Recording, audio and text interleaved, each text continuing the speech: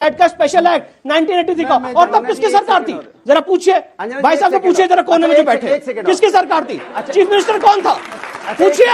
एक सेकंड कांग्रेस का chief minister था जिसने काशी विश्वनाथ को कहा कि यही ज्योतिर्लिंग है और ये सांकेतिक शिवलिंग है।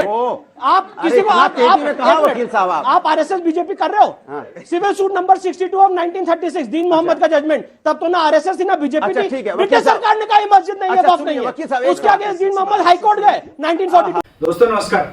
अयोध्या से लेकर काशी तक और ताजमहल से लेकर टीले वाली मस्जिद तक हिंदुओं के लिए 150 केस से ज्यादा लड़ने वाले पिता पुत्र की जोड़ी, जिनके आगे दूसरे पक्ष की दलीलें अदालत में फेल हो जाती है। जी हाँ मित्रों, मैं बात कर रहा हूँ विलक्षण प्रतिभा के धनी, सनातन परंपरा के प्रवर्तक, पिता पुत्र टीकाधारी वकील हरिश्चंद्र जैन और विष्णुचंद्र जैन की। पिता पुत्र की जोड़ी ने वाराणसी कोर्ट के अंदर हिंदू पक्ष का इतना मजबूती से समर्थन किया है, उसको इस तरह से पेश किया है कि दूसरे पक्ष की हर दलील घुटने टेक जाती है। ऐसा पहली दफा नहीं हो रहा है। इस जोड़ी ने हिंदुओं को उनका हक दिलाने के लिए, उनका अधिकार की लड़ाई लड़ने के लिए एड़ी चोड़ी का जोर लगा दिया। लगभग ऐसे दोस्तों 105 से ज्यादा मामले ऐसे जो है बताए जाते हैं जिनमें इन पिता पुत्र की जोड़ी ने या तो इनमें से कम एक ने हिंदुओं को अदालत में मजबूत करने का काम किया है। ज्ञानवापी केस की अगर हम बात करते हैं तो हिंदुओं की तरफ से लड़ने वाले वरिष्ठ वकील हरिशंकर जैन को वकालत करते करते करीब करीब 4 दशक से अधिक समय बीत चुका है। उन्होंने 1976 में वकालत शुरू की थी। वहीं उनके बेटे विष्णु जैन ने, जिनका जन्म 9 अक्टूबर 1986 को हुआ था, और उन्होंने 2010 में कानून की पढ़ाई पूरी की और वकालत में अपना करियर आरंभ किया। विष्णु जैन पढ़ाई में फारिग होकर अपने पिता की सहायता में तब से लेकर आज तक लगे हुए हैं।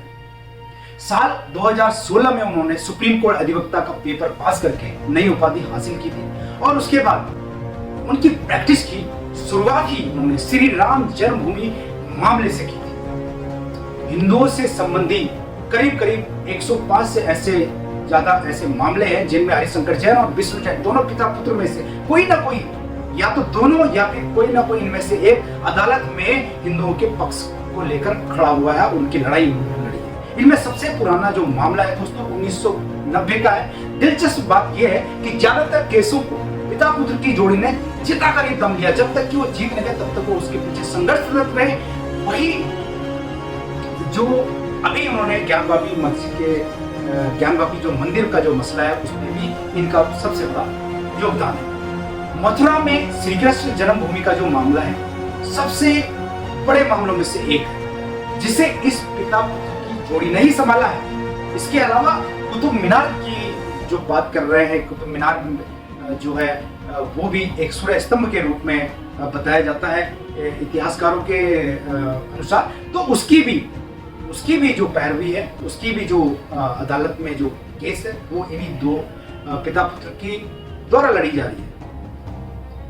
27 ऐसे हिंदू और जैन मंदिरों के केस हैं जिसमें ताजमहल के शिव मंदिर होने का जो दावा किया जा रहा है, वर्शिप एक्ट है और वक्फ एक्ट है 1995 को जो चुनौती देने का जो मामला है, ये दोनों पिता पुत्र ही संभाल रहे हैं। ऐसे ही हिंदुओं की ओर से लखनऊ में स्थित टीले वाली मस्जिद के शेष गुफा होने का जो दावा है जो करवाया जा रहा है, सबसे बड़ी बात यह है कि हरिशंकर जैन और विष्णु जैन ने भारत के संविधान की जो प्रस्तावना में जो सोशलिस्ट और सेकुलर जो शब्द शामिल किया गया है, उसकी संशोधन की जो वैधता है उसको लेकर चुनौती की है। ज्ञानवापी मंदिर का जो मामला है, उसके बाद हर जगह उनकी बात को सराहा जा रहा है। इस जोड़ी के बड़े किस्से चर्चित हो रहे हैं। जैसे एक बार विष्णु जैन ने अपने पिता के बारे में बताया था कि श्री राम जन्मभूमि मामले में उन्हें बाबरी मस्जिद का जो विवादित ढांचे का जो पक्ष रखने का प्रस्ताव आया था, लेकिन उन्होंने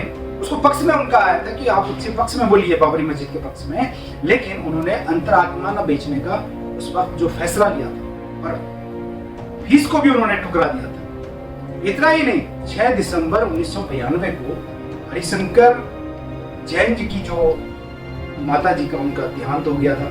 वह अपनी माँ के साथ बहुत जुड़े हुए थे क्योंकि उन्हीं से उन्हें हिंदुत्व का और धर्म का ज्ञान प्राप्त हुआ था। कहते हैं ना कि सबसे बड़ी जो शिक्षक होती है घर में, किसी भी फैमिली में, वो माता होती है। तो हरिशंकर जैन की माता का हिंदुत्व में, अपने सनातन धर्म में पूर्ण विश्वास था, और वही तालीम, वही संस्कार हरिशंकर जी को भी मिले, वही ज्ञान उनको अपनी माता से मिला।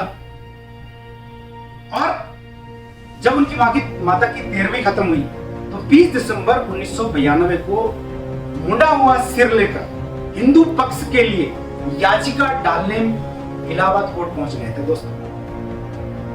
और तब तक जी जान लगाए रखी जब तक कि कोर्ट ने श्री राम भगवान की पूजा अर्चना की अनुमति नहीं दी थी। तो दोस्तों, ये ताकत है भारतीय संस्कृति में, जो ये परिवार के रूप में जो ये संरचना बनाई गई है कि परिवार में अगर मिलकर लोग रहते हैं, और परिवार में अगर जो बूढ़े बुजुर्ग लोग होते हैं, जो माता पिता होते हैं, जब उनके संतान पैदा होती है तो वो अपनी संतान को किस तरह के संस्कार दे रहे हैं, किस तरह के अपने बच्चों को गाइड कर रहे हैं, वो जैसा गाइड करेंगे, सबसे पहली जो शिक्षक होती है वो माता होती है और फिर पिता होते हैं।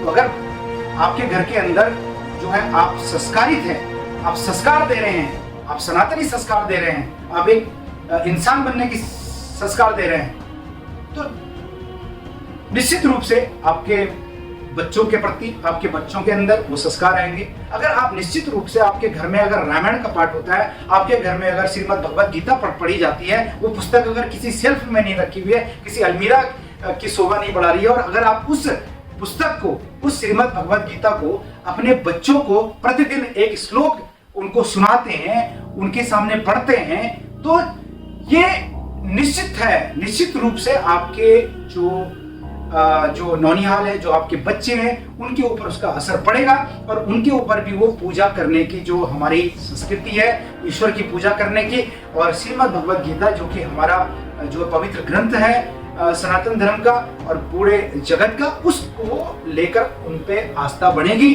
और उसमें आस्था बनेगी तो ये नेचुरल सी बात है, ये प्राकृतिक नियम है कि उस पे बच्चे, अगर आप घर में जो जिस तरह के संस्कार आप पढ़ रहे हैं, जिस तरह के संस्कार को आप फॉलो कर रहे हैं, तो बच्चे भी उसको कहीं ना कहीं, मैं कहता हूं कि वो 100% ना फॉलो करें, लेकिन कहीं ना कहीं वो 25% तक फॉलो करें, 10% भी फॉलो करें, तो आने वाले समय में ऐसा ना हो कि आपके बच्चों से कभी ये पूछा जाए कि आप गायत्री मंत्र बोल सकते हैं, क्या आप श्रीमद् भगवत गीता का कोई मंत्र उच्चारण कर सकते हैं, क्या आप जो है भगवान सूर्य की आराधना का मंत्र जाप कर सकते हैं, तो वो वहाँ पे जो है शर्म के मारे जो है खड़े रहे और कुछ बोल ना पाए। तो ऐसी स्थिति ना आए, इसके लिए हमें जो है अपने घरों में वो संस्कार देने पड़ेंगे, और तभी यह संभव है कि आने वाले वक्त में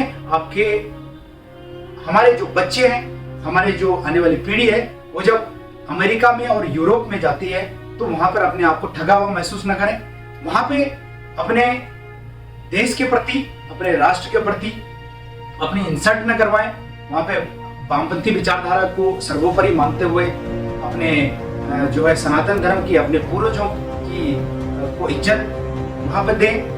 तो इसके लिए वो कैसे खड़े होंगे? अगर हम उन्हें संस्कार ही नहीं देंगे तो वो पश्चिम का ही गुणगान करेंगे, पश्चिम की बातों, पश्चिमी सभ्यता के साथ अगर वो जी रहे हैं, तो उनके सामने अपने आप को एक प्रतिष्ठित बनाने के लिए, प्रतिष्ठावान बनाने के लिए वो उनको फॉलो करेंगे, उनकी बातों को फॉलो करेंगे और अपने देश को गाली देंगे, अपने देश, अपने सनातन को गाली देंगे, जैसे कि अक्सर होता आया है आज।